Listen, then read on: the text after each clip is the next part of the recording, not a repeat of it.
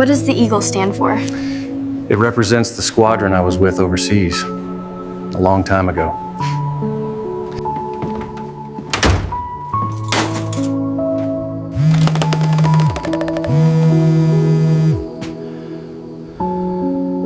Wyatt Cole had swept the same stretch of hallway outside the gymnasium at Jefferson High School for 6 years, and in all that time, exactly one student had ever asked him what the faded tattoo on his forearm meant.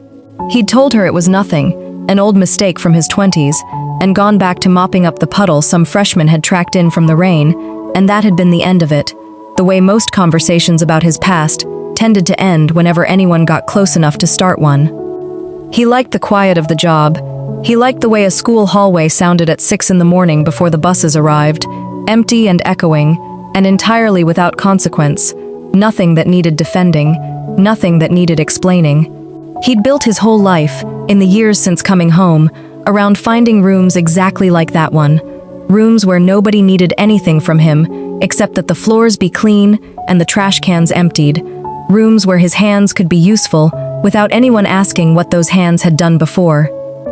So when his daughter Mara called him on a Tuesday evening in March, breathless in a way she rarely let herself be on the phone, and told him the Board for Correction of Military Records had finally scheduled a hearing date for his case, Wyatt's first instinct was to tell her to cancel it. "Dad, you've been waiting 3 years for this." "I've been fine for 3 years without it too." He was standing in his kitchen, phone wedged against his shoulder, half a pot of coffee gone cold on the stove behind him. "I don't need a piece of paper telling me what happened over there.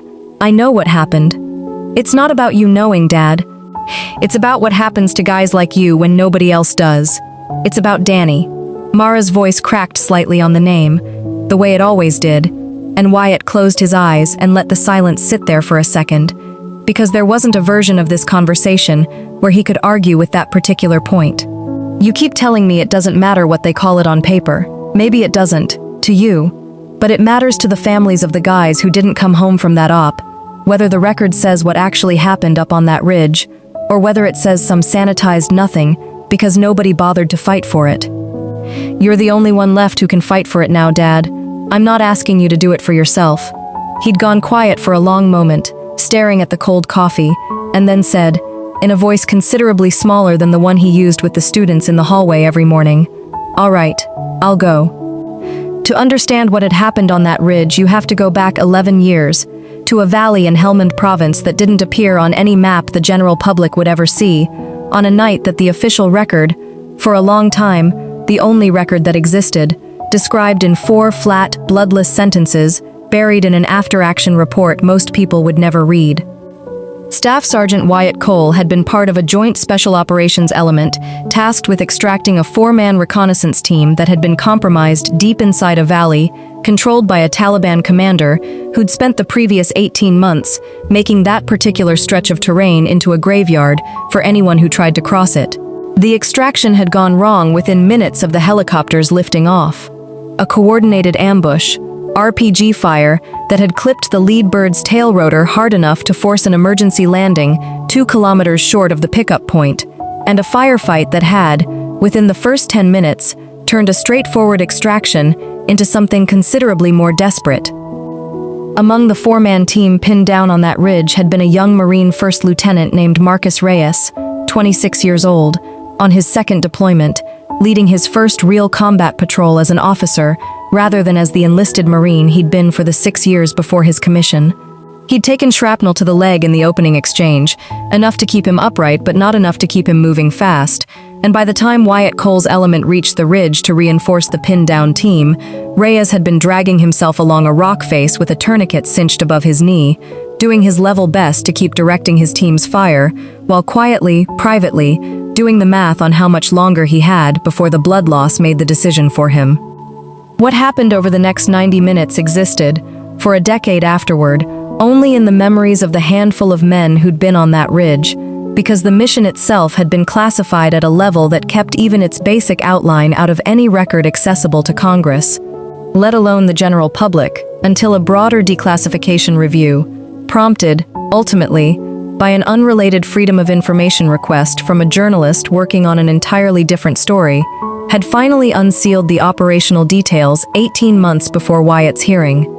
What the declassified record showed, in language considerably less flat than the original sanitized report, was this: that a communications specialist attached to the reinforcing element, operating under the call sign Ghost 6, had made the decision, when the second helicopter took fire attempting a rescue approach and was forced to abort, to carry the wounded lieutenant himself, on foot, nearly 2 kilometers across exposed terrain under sporadic fire, to a secondary extraction point that hadn't originally been part of the mission plan at all, a decision made in the field, alone, with no one above him to authorize it, based on nothing but a read of the terrain and a conviction that the primary extraction point had become a kill box.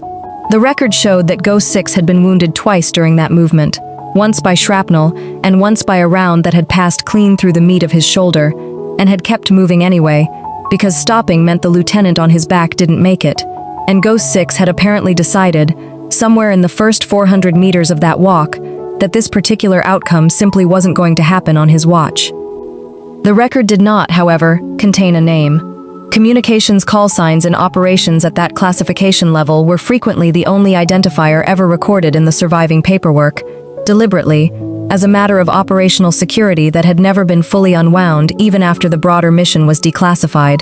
The individual soldiers involved remained, officially, footnotes identified only by their radio designations, unless someone went through the considerable trouble of connecting a call sign to a service record buried in a separate, still restricted personnel database. Marcus Reyes had spent years trying to make exactly that connection, writing letters that went unanswered, filing requests that came back redacted, searching for a name to attach to the voice that had told him, 90 minutes into the worst night of his life, "Just hang on to me, sir. We're not stopping till we're clear." In a Kentucky drawl Reyes had never forgotten, and never once been able to trace to an actual person. Wyatt Cole, for his part, had never spoken of that night to anyone outside a small circle of veterans who'd been there themselves, had never filed for a valor upgrade on his own initiative, and had, in fact, spent the first 9 years after his discharge actively avoiding any conversation that might lead someone to ask about it. It was Mara, going through a box of his old service paperwork after her mother's death, who had found the original citation, a bronze star with a valor device, the honest but considerably understated recognition his command had been able to award him at the time, given the classification constraints, and had begun, quietly and against her father's initial wishes, the long process of petitioning for a review. The Board for Correction of Military Records convened its hearing in a plain government conference room on the 3rd floor of a building that had none of the architectural grandeur Wyatt had half expected, given how much weight the day carried for him. Mara sat beside him in the gallery seating, along with 2 other veterans from Wyatt's old unit, who'd flown in on their own dime to testify to what they remembered, and at the front of the room, behind a long table with 5 nameplates, sat the board that would decide whether the record of that night finally reflected what had actually happened on the ridge. Presiding over the board was Lieutenant General Roy Pruitt, 3 stars, a career logistics and personnel officer who had spent the better part of 30 years rising through the Army's administrative ranks without ever once serving in a combat arms role himself, a fact that was, in the small, insular world of military awards boards, something of an open secret, and something Pruitt himself seemed to compensate for with an outsized skepticism toward any petition that arrived, in his own words, dressed up in more drama than the paperwork can support. He had built a reputation, over a decade of sitting on correction boards, as the panel member most likely to push back hard on valor upgrades, framing his skepticism as a principled defense against what he called award inflation, the tendency, as he saw it, for veterans and their advocates to embellish ordinary combat actions into extraordinary ones, once enough years had passed to blur the details in convenient directions. Wyatt had been warned about Pruitt by the veterans advocate who'd helped Mara prepare the petition, a soft-spoken former JAG officer named Diane Ferris, who'd walked them through exactly what to expect. "He's going to push," Diane had told them the night before, over coffee in a hotel lobby that smelled faintly of carpet cleaner. "He's going to ask you things, designed to make you contradict yourself, or to make the room think you're exaggerating. Don't rise to it. Answer plainly, answer honestly, and let the record speak. That's all we can do." It had been good advice, and Wyatt had held to it for the better part of 40 minutes, answering Pruitt's questions in the same flat, unhurried voice he used to tell students where the mop bucket was, resisting every small provocation the general offered him. It held right up until the moment Pruitt, reviewing the declassified after-action report with visible impatience, set the document down and said, in a voice pitched to carry to the back of the gallery, "Mr. Cole, I've read a great many petitions in my time on this board, and I have to say, the timeline in this particular narrative has an awful lot of convenient gaps. A 2-kilometer movement under fire, carrying a wounded officer, sustaining 2 wounds yourself, and somehow this is the first anyone's hearing of it in over a decade? Forgive me if I find that a difficult story to simply take at face value." "It's not a story, sir," Wyatt said, keeping his voice level, though something in his jaw had tightened. "It's what happened. I didn't file for an upgrade myself, because I didn't think it mattered what the paperwork said, as long as everyone who needed to come home did." "That's a noble sentiment," Pruitt said, in a tone that made clear he considered it nothing of the sort. "But this board doesn't operate on sentiment, Mr. Cole. It operates on evidence. And frankly, a decade-old memory dressed up with a classified stamp is not the kind of evidence that typically survives close examination." He glanced down at his notes, then back up, and something in his posture shifted into the particular impatience of a man who had decided, already, how this hearing was going to end, and simply wanted to move through the remaining formalities. "I'm going to ask you plainly, is there any possibility that the details of this account have grown somewhat larger in the retelling than they were in the moment? It happens, memory does that to people, especially under stress." Wyatt felt something old and tired rise up in his chest, the specific exhaustion of being asked, once again, to defend a night he'd spent a decade trying not to think about at all. "No, sir," he said, "it happened exactly the way it's written." "Mr. Cole." "Sir, with respect, I was there. I don't need the paperwork to remember what I was carrying, or how far, or what it felt like when the round went through my shoulder. I've lived with that memory a lot longer than this board's had the file." Pruitt's expression hardened, the look of a man who had decided a witness was becoming difficult rather than simply direct. "Mr. Cole, I'll remind you that this board extends you the courtesy of a hearing. It doesn't extend you the right to lecture its members. If you can't answer the question without editorializing, I'm going to ask you to sit down and let us proceed with the documentary record instead." "I am answering the question, sir." "Sit down, Mr. Cole." Pruitt's voice rose, sharp and final, cutting across the room in a way that made Mara flinch in the gallery seats and made the 2 visiting veterans behind her go very still. "This board has heard enough dramatic recollection for one afternoon. We'll proceed on the written record from here." It was in the silence that followed, the particular, ringing silence of a room where everyone has just watched someone be publicly shut down, that a voice from the far end of the board's table spoke for the first time that entire hearing. "General, if I may." The voice belonged to Colonel Marcus Reyes, United States Marine Corps, the board's newest member, added 3 months earlier under a Department of Defense initiative meant to bring more combat-experienced officers onto correction boards that had, in recent years, drawn quiet criticism for being dominated by administrative career officers with limited first-hand exposure to the operations they were evaluating. Reyes had said almost nothing during the entire hearing up to that point, reviewing the case file with the careful, unhurried attention of a man who preferred to listen fully before forming an opinion, and Pruitt, mildly surprised at being interrupted by a colonel who outranked no one at that table but had, until this exact moment, shown no inclination to assert himself over a 3-star general. "Go ahead, Colonel," Pruitt said, in a tone that suggested he expected a brief, deferential comment rather than whatever was actually about to happen. Reyes had picked up the after-action report Pruitt had set down moments earlier and was studying a single line on the second page with an intensity that had nothing performative in it at all. "This report references a communications specialist operating under the callsign Ghost 6, he said, slowly, as though testing the shape of the words against something he'd carried for 11 years. "Carrying a wounded first lieutenant approximately 2 kilometers under fire to an unplanned secondary extraction point after the initial helicopter approach was aborted. That's the claim in the petition?" "Yes," Pruitt said, with the faint impatience of a man who didn't yet understand why this required repeating. "It's not a claim, General. Reyes set the report down and looked, for the first time since the hearing began, directly at Wyatt Cole, and something in his face had changed entirely. The careful, professional neutrality of a board member, replaced by something rawer, older, the look of a man staring at a ghost he'd spent a decade searching for without ever finding. I was the wounded lieutenant. The room went very quiet.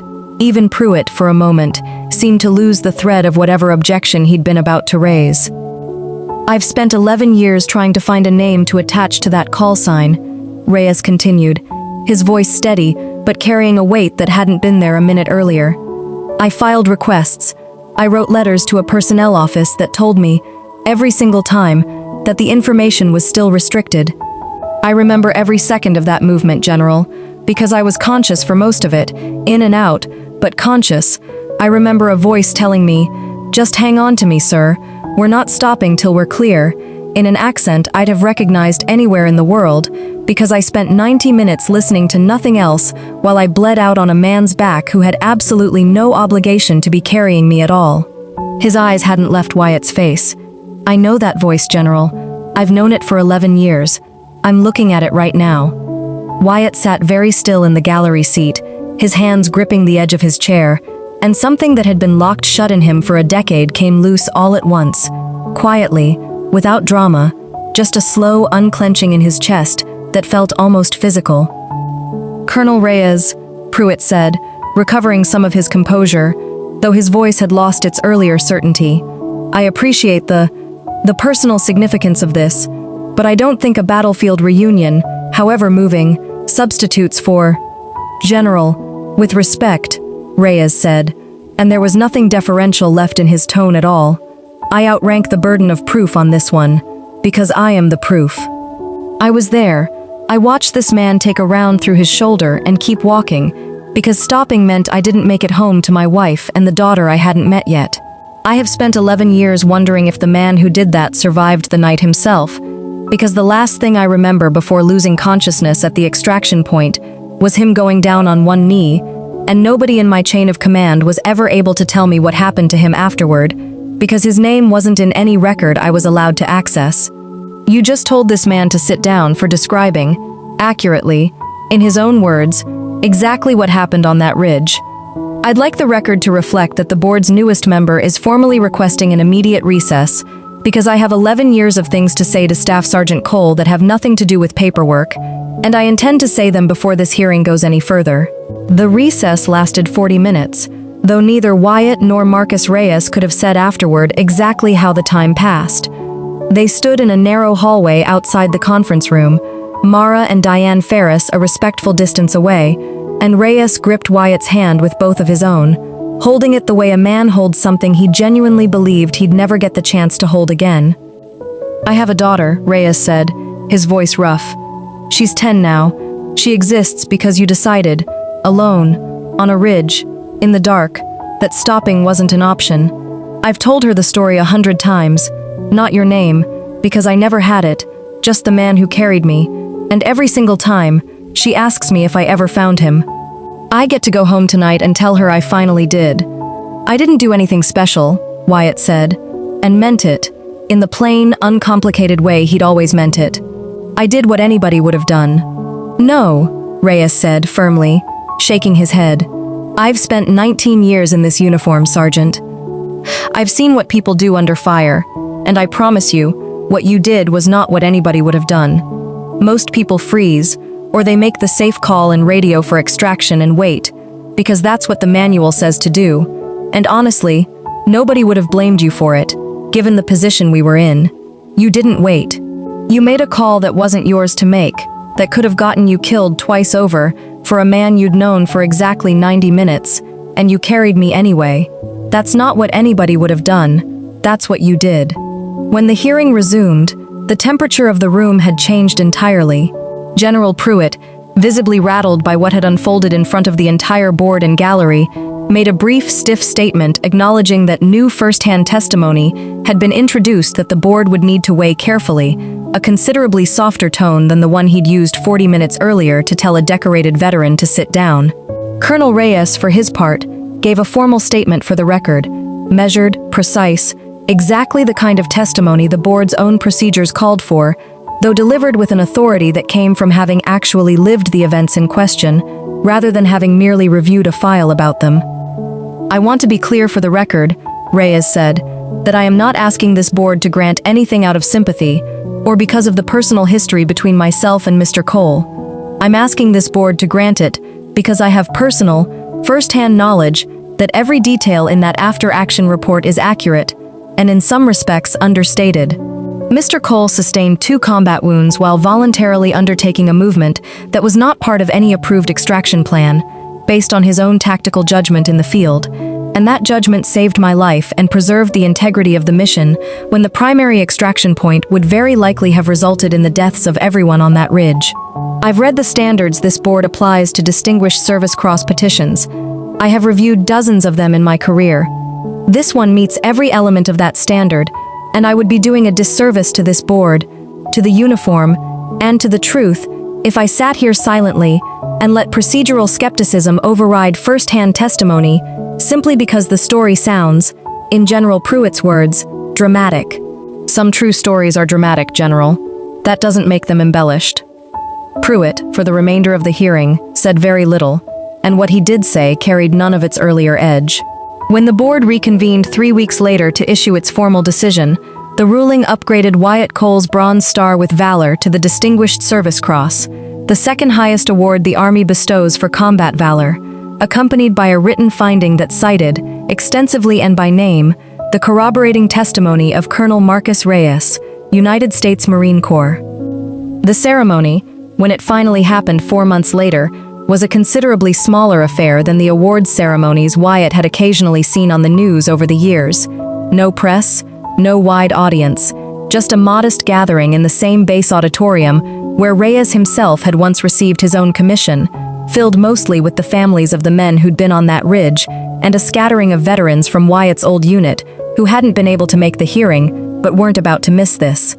Mara sat in the front row, holding a framed photo of her mother, who hadn't lived to see this day, but who Wyatt found himself thinking of constantly as the ceremony unfolded, wishing, in the quiet way grief works itself into even the best days, that she could have been there to see it too. General Pruitt, notably, was not present. The presiding officer for the ceremony was a 2-star general who'd flown in specifically for the occasion, a woman named General Alicia Marsh, who'd served 2 tours in Afghanistan herself and had, according to Diane Ferris, specifically requested the assignment once she'd read the board's findings. She read the citation aloud in a clear, steady voice, describing in careful, formal language the events of that night 11 years earlier, the aborted extraction, the 2 kilometers of exposed terrain, the 2 wounds sustained, the decision made alone, in the dark, to keep moving when every reasonable calculation might have justified stopping. Colonel Marcus Reyes stood at attention beside the stage throughout the entire reading, in his dress uniform, and when the citation reached its final line, for conspicuous gallantry and intrepidity, at the risk of his life above and beyond the call of duty, his jaw was set in the particular, rigid stillness of a man holding back more emotion than his posture was built to contain. Afterward, once the formal portion had ended and the room had loosened into something closer to a reunion, Reyes brought his daughter forward, a serious, dark-haired 10-year-old named Isabel, who'd flown in with her mother specifically for this, and introduced her to Wyatt with a gravity that made the girl stand a little straighter than most 10-year-olds manage to. "This is him," Reyes told her. "This is the man who carried me home." Isabel studied Wyatt for a long moment with the frank, unfiltered assessment particular to children, and then said, with total sincerity, "You don't look like what I pictured." "What'd you picture?" Wyatt asked, crouching slightly to her eye level, something easing in his chest at the plain honesty of the question. "Bigger, I guess. My dad always makes it sound like you were huge." "I was carrying your dad on my back for 2 kilometers, Wyatt said. "Probably felt bigger than I was that night." Isabel considered this with the same serious focus her father brought to most things, then held out her hand, formal and small, and said, "Thank you for bringing my dad home. I wouldn't be here otherwise." Wyatt shook her hand carefully and found for the first time in 11 years that he didn't have to reach for the old, practiced deflection he usually kept ready for exactly this kind of moment. He simply said, "You're welcome," and meant it entirely, and let the weight of 11 years of silence finally, quietly, settle into something that felt, for the first time, like it had been worth carrying. Wyatt Cole went back to sweeping the hallway outside the Jefferson High School gymnasium the following Monday, because that was still, as far as he was concerned, exactly the job he wanted to be doing, medal or no medal. He didn't put the Distinguished Service Cross on display anywhere in his house, keeping it instead in the same drawer where the original Bronze Star had sat for a decade, though Mara had, without asking, framed a photograph from the ceremony and hung it in the front hallway where he'd see it every morning on his way out the door. Not the medal itself, but the moment just after, Wyatt crouched down at Isabel Reyes's eye level, her small hand in his, both of them caught mid-conversation about a ridge in Helmand Province that had, 11 years and one hearing later, finally been allowed to become part of the record instead of a silence he carried alone. Marcus Reyes called him every few weeks after that, sometimes about nothing in particular, sometimes just to check in, and the two of them built, slowly, the kind of friendship that only exists between men who've survived something together, comfortable in long silences, unbothered by the gaps between calls, entirely without need for explanation.